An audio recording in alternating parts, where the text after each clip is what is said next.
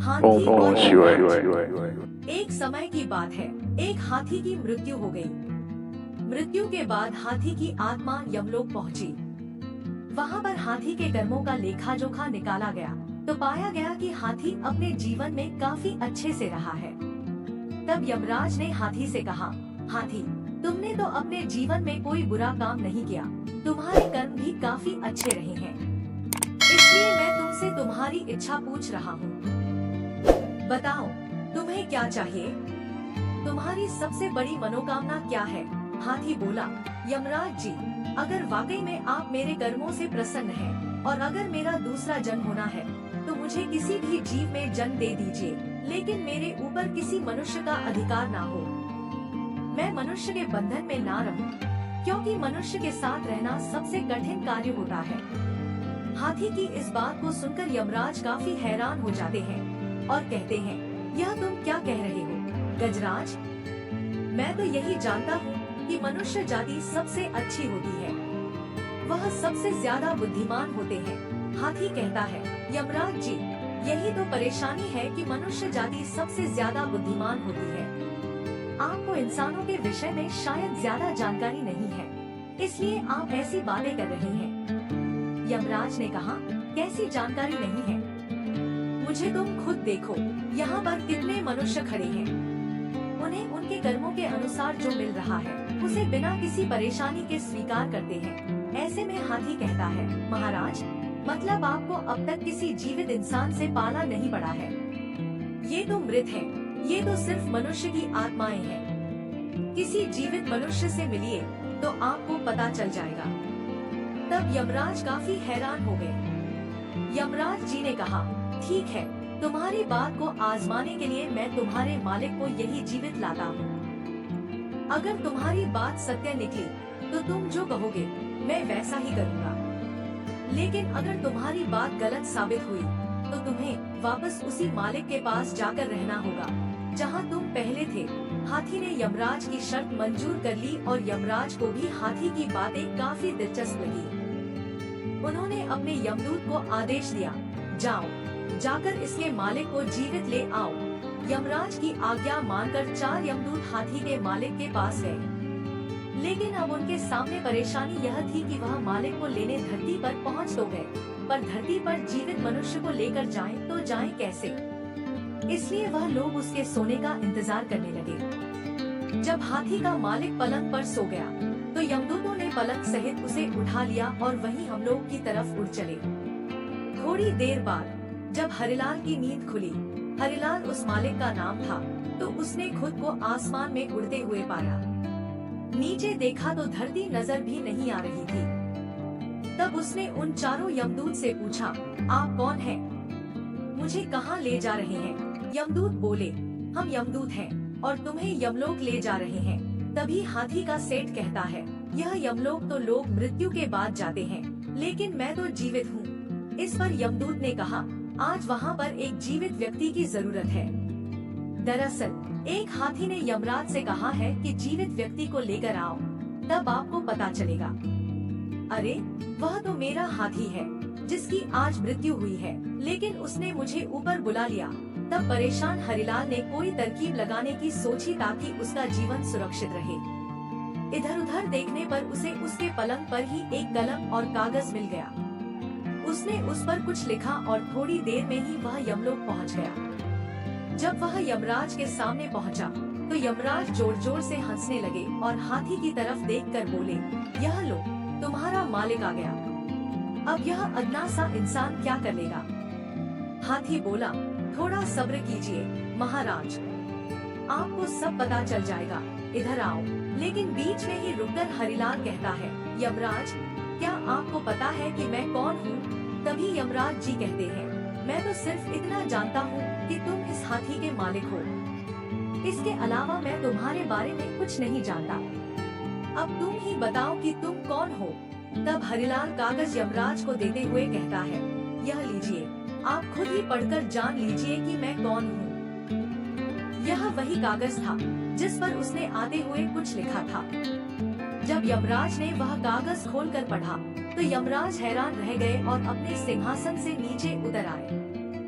इस इसके बाद यमराज ने खुद हरिलाल को अपने सिंहासन पर बिठा दिया। जैसे ही वह सिंहासन पर बैठा, उसने सबसे पहले यमराज से कहा, यमराज, आज से यमलोक पर से आपका शासन खत्म हुआ। आज से मैं यहाँ का राजा हूँ। मैं जैसा कहूँगा हर किसी को वैसा ही करना होगा।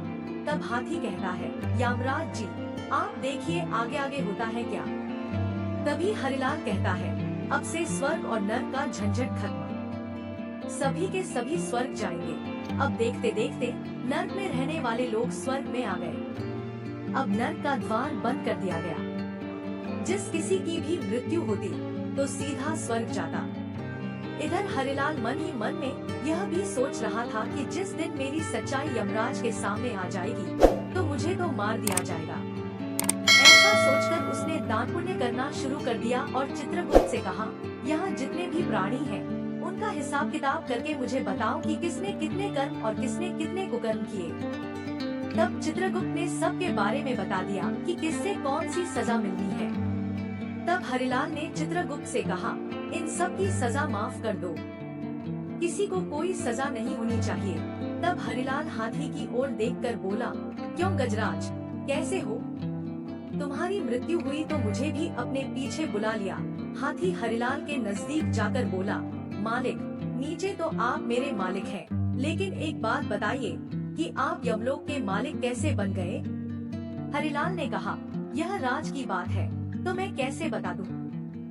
मालिक, मुझे भी इंसान बना देना, नीचे जाकर आपका नौकर बनकर रहूंगा, लेकिन यह राज मुझे बता दो।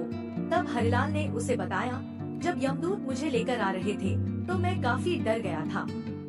संयोग से मेरे पास एक कागज था। मैंने उस पर लिख दिया कि यमराज, धरती से जो मनुष्य आपके पास आ रहा है उसे अपना सिंहासन दे देना। और उसके नीचे मैंने भगवान विष्णु के हस्ताक्षर कर दिए। अब तो इंसानों की बुद्धिमानी से और भी ज्यादा हैरान हो गया। फिर उसने हरिलाल से कहा, मालिक, कृपा करके मुझे इंसान ही बनाना, मैं आपका नौकर बनकर रहूंगा।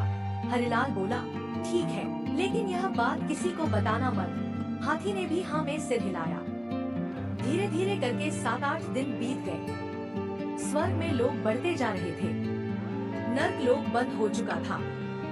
कुछ ही दिनों में पूरे देवलोक ने यह बात फैला दी कि अब नर्क का अस्तित्व खत्म हो चुका है। उधर भगवान श्री हरि विष्णु सोच में पड़ गए कि यमलोक में ऐसा कौन आ गया है जिसने मेरे सारे नियमों को तोड़कर तोड़ने का काम किया है। आखिर कौन है वह जिसने सारी व्यवस्था को तहस नहस कर दिया है। यह सोचकर भगवान विष्णु स्वयं यमलोक में आए और उन्होंने देखा कि यमराज यमलोक के द्वार के बाहर बैठे हैं।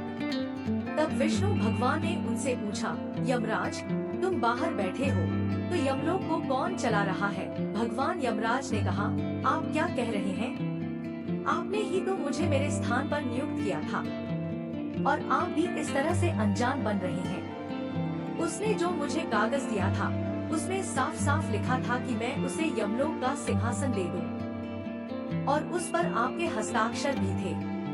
अगर आपको यकीन नहीं होता तो यह देखिए। भगवान विष्णु ने कहा, मैंने इंसान को यमलोक में नियुक्त किया है, मैंने तो ऐसा कभी नहीं किया। कौन है वह? फिर भगवान विष्णु थोड़ा सोचकर कहते हैं, यमराज, कहीं तुमने किसी जीवित मनुष्य को यमलोक तो नहीं बुला लिया? यमराज ने कहा, आप बिल्कुल सही कह रहे हैं प्रभु, मैंने एक जीवित इंसान को ही यमलोक में मंगाया है। तभी यमराज ने शुरू से लेकर अब तक की सारी बात भगवान श्री हरि विष्णु को सुना दी। ऐसे में भगवान विष्णु को हंसी आ गई और वह मुस्कुराते हुए बोले, यमराज, तुम अब भी नहीं समझ पाए कि उस मनुष्य ने तुम्हें झूठा पत्र दिया। उस पर मेरे नहीं बल्कि उसके खुद के हस्ताक्षर थे जो उसने मेरे नाम से किए हैं। अगर वह तुम्हें पत्र नहीं देता तो तुम उसे बुद्धिमान नहीं समझते। तुमने उसकी होशियारी का अंदाजा कैसे लगाया?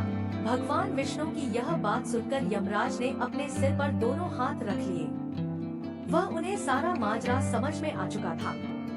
उन्होंने भगवान विष्णु से कहा, प्रभु, इस मनुष्य की रचना तो आपने काफी अद्भुत की है। जैसे ही भगवान विष्णु यमराज के साथ यमलोक आए, हरिलाल अपने सिंहासन से उठकर नीचे हो गया और भगवान विष्णु से बोला, प्रभु, मुझे तो आपका ही इंतजार था। मैं कब से यही सोच रहा था कि कब आपके दर्शन होंगे और मुझे इस कार्य से मुक्ति मिलेगी। तब भगवान ने मुस्कुराते हुए कहा, तुम बहुत चालाक हो। देखो यमराज, जीवित व्यक्ति को यमलोक बुलाने का क्या परिणाम हुआ। जब इसे लगा कि मैं इसे दंड देने वाला हूँ, तो यह मुझे खुश करने में लग गया। किसी भी इंसान को समझना किसी के लिए आसान नहीं है।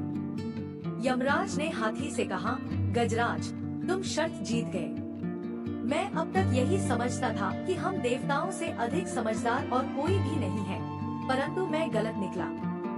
पर आज तुम्हारी वजह से मेरे सारे भ्रम दूर हो गए। अब चूंकि हाथी यमराज से शर्त जीत चुका था, ऐसे में उसने यमराज से कहा, यमराज जी, आप मुझे भी मनुष्य बना दीजिए। यमराज ने उसकी शर्त मान ली और हरिलाल को वापस धरती पर भेज दिया, लेकिन यमलोक की सारी बातें उसकी याददाश्त से मिटा दी। यानी सारी याददाश्त उसकी यमलोक की मिटा दी गई। हरिलाल को यमलोक की कोई भी बात याद नहीं रही। वह फिर से आम जिंदगी जीने लगा। इस कहानी से हमें यही सीख मिलती है कि इंसान को हर हाल में अपनी बुद्धि का इस्तेमाल करते रहना चाहिए। अगर वह चाहे तो किसी भी मुसीबत का सामना आसानी से कर सकता है, जिस तरह से हरिलाल ने किया था। तो हमारी यह कहानी आपको अच्छी लगी हो तो एक लाइक करके वीडियो को शेयर करें और इसी तरह की कहानी सुनने के लिए हमारे चैनल को सब्सक्राइब जरूर कर लें। धन्यवाद।